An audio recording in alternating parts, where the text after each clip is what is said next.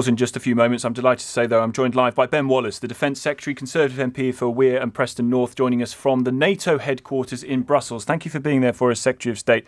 Tell us why you're at NATO headquarters. Is that because the Russians are coming today, as US intelligence suggested they were? Morning. Let's just get something straight, Tom. The American intelligence or the American briefing to allies said from the 15th of February, not on the 15th of February. The Russian build-up would have been sufficient from the 15th of February to have conducted an overwhelming invasion of Ukraine. That is exactly correct. That's what happened. Yesterday, we saw Russian forces in some areas leave their assembly areas and go to a more forward deployment area, and also the deployment of field hospitals continuing. So it wasn't a fixed date. So before the false narrative gets going that everyone's wrong, it was a from. That's correct. Russia has the size of forces now gathered and at readiness, locked and loaded to some extent, ready to go should they wish to do so from yesterday. And that has proved to be exactly right. So no sign of any Russian climb down, given the reports yesterday that, as you say, some troops had moved? No, we haven't verified the latest claims that came out a few minutes ago from the Defense Ministry in Russia. We will obviously verify that. As I've said all along, we'll take them at their word, but we'll judge them by their actions. And I think that is the most important thing. And let's not forget, claiming you're taking some troops out of Crimea, which is an illegally occupied part of Ukraine in the first place, is not exactly the greatest comfort to the people of Ukraine. If they're ready from today to launch this invasion, now moved up from an incursion, they could be there for this threat could exist for a very, very long time to come, could it not? It could. The Russian forces are designed and deployable in a way that often, we have not been, which is one of the reasons our defence reforms try to address this, which is they can hold them at readiness for quite a long period of time. Do we know roughly how long, Secretary of State? Have you any idea? It could be weeks and months, not years, but certainly months. That is how they're dispositioned. And indeed, they'll rotate out forces and back. They've got 60% of all their forces on the borders of Ukraine, of their land forces. They've got hundreds of aircraft, both in Belarus and in Russia. I mean, it is quite a significant deployment. The number of ships in the Black Sea with missile launchers, etc. So in theory, they could do it. It will cost them financially, but certainly their forces are capable of doing that. And I think that, this goes to the heart of this bit, which is I've been really clear that we don't think President Putin has yet made his decision. If he makes a decision to invade, he now has, from yesterday, the forces in position to do so. If he chooses not to, at the very best, this has been a very large exercise in intimidation, both of NATO and indeed of Ukraine, and we shouldn't be happy with that either. I spent my life fighting bullies, and I don't like the idea that we're going to be intimidated in this manner. You don't do diplomacy this way. You don't resolve your differences. But in theory, this state of tension could exist for some months to come.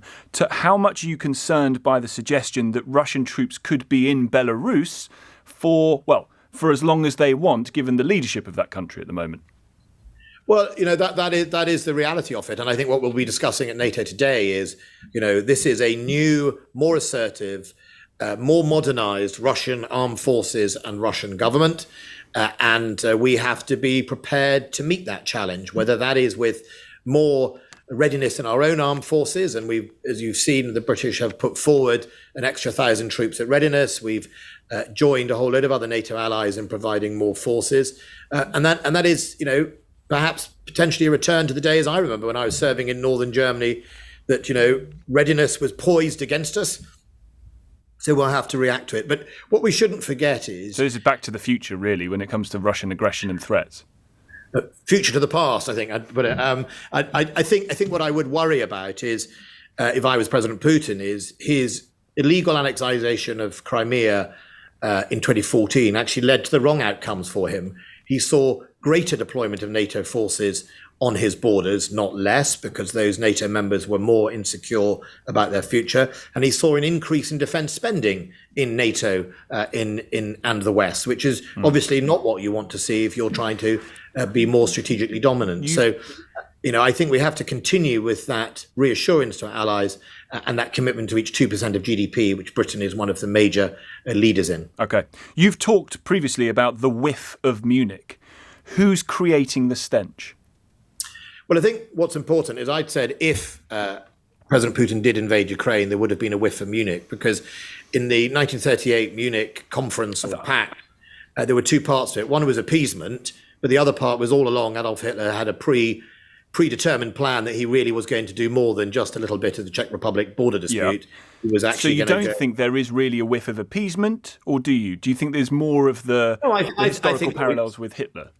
I think this is more about, did President Putin have a prearranged plan? And I wrote an article a few weeks ago saying that if you look at his article that Putin himself wrote in July last year, it was very clear it wasn't about NATO encirclement. In a 17-page article, I think there was one paragraph on NATO. It was all about the historical claims of Ukrainian and Russian people being as one, and that really that was. But I just want to clarify: you don't think that there has been the whiff of appeasement coming from European allies, or do you? No, I don't think so. Right. I genuinely so you're don't happy think with the Germans' response?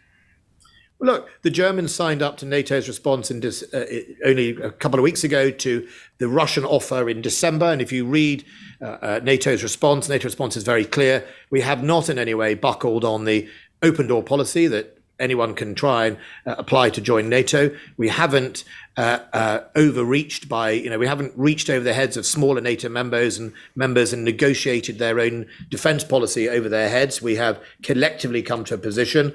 We haven't given commitments that the Russians wanted of withdrawing forces from the new members since 1994. So actually, so far, we haven't done anything other than talk about a better dialogue, more transparency, potentially arms control treaties that we also used in the Cold War.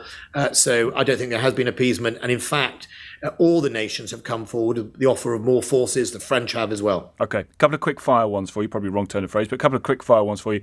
Are all UK troops now out of Ukraine? Yeah, we've got a small contingent that is there to protect the embassy. Obviously with our ambassador, because we still have our embassy there, and indeed we have withdrawn the training teams that we had deployed for anti-tanks. So we're not going to see a repeat of the situation in Afghanistan by trying to get people out once the takeover happens or the invasion happens. Talking of Afghanistan, was it you who signed off on the plane being allowed to fly to go and pick up the animals of the Nowzad charity? On the Nowzad charity, right? So on the only thing we did for the Nowzad charities was, first of all, I maintained they wouldn't get to jump the queue. They didn't. Secondly, if you remember, the only person who came out with that was Penn Farthing. His Afghan workforce came out after pitting was over, and indeed Ukraine was closed.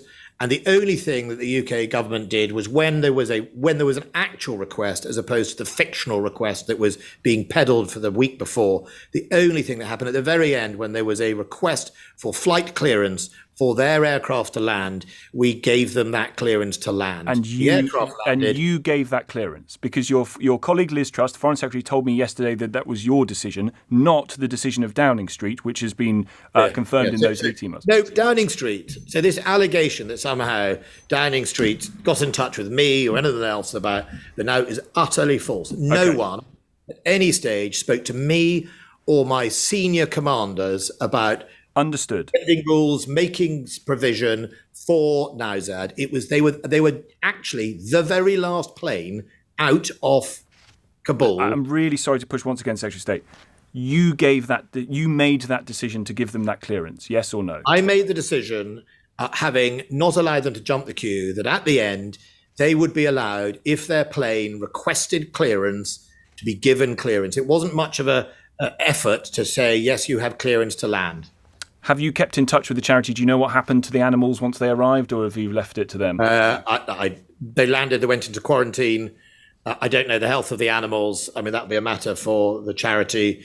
But what I can say is no one jumped the queue and they landed. And no one blocked their earlier claim that somehow they were flying in and we were blocked it, which ended up in huge amounts of threats to us all.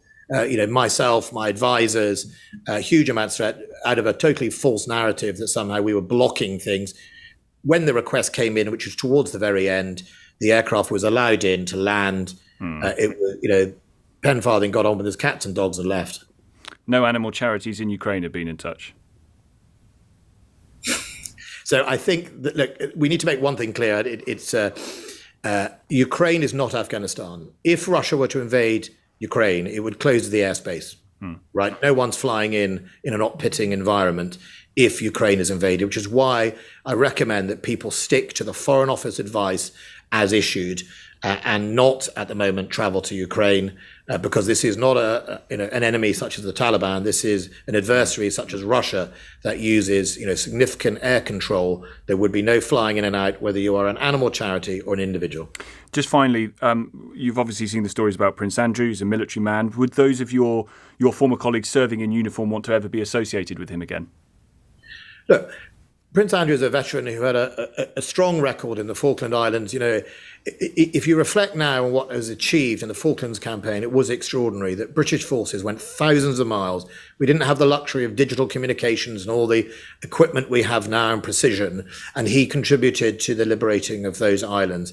People deserve their place in our armed forces for what they delivered as serving members of the armed forces, and he certainly delivered and served.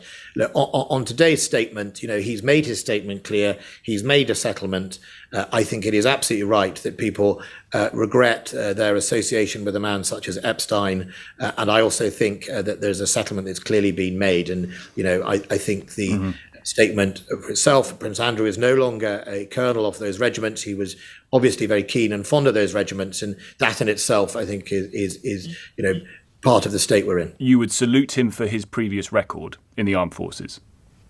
Look, he did a really, people forget what it was like. No one knew if any of the task force were going to come back. We lost a lot of people fighting for the liberation of the islands of the Falkland Islands, and I think that should get recognition in its own. Very good to speak to you. Thank you very much indeed for your time this morning. Secretary of State for Defence, Ben Wallace, Conservative MP for Weir and Preston North, joining us live from the NATO headquarters in Brussels. More reaction just to come after the news at 8 o'clock. On your radio, on Global Player, and Play LBC. leading Britain's conversation. This is LBC. From Global's newsroom, the UK and US have warned they are yet to see evidence to back up Russia's claims of troop